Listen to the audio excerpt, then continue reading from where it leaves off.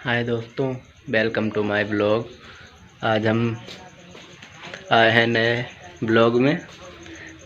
आज हम बैंक जाएंगे आप लोगों को।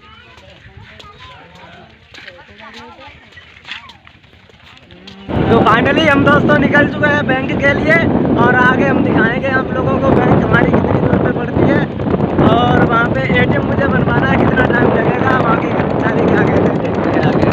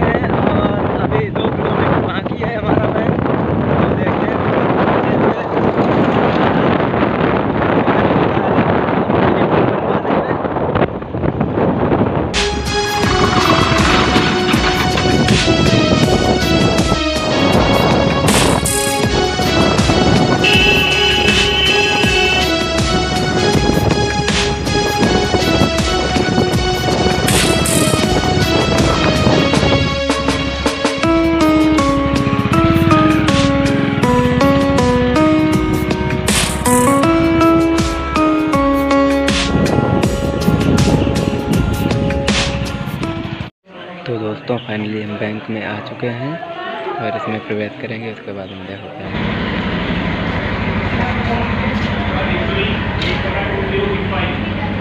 दोस्तों फाइनली हमारा काम हो गया है। मुझे पूरा आधा घंटा लगा है अंदर काम करवाने में। एटीएम की अप्लाई कर दी है और देखो कितने दिन में आता है। वीडियो अच्छा लगा हो तो लाइक और शेयर करना, चैनल को सब्सक्राइब करना ज़रूर।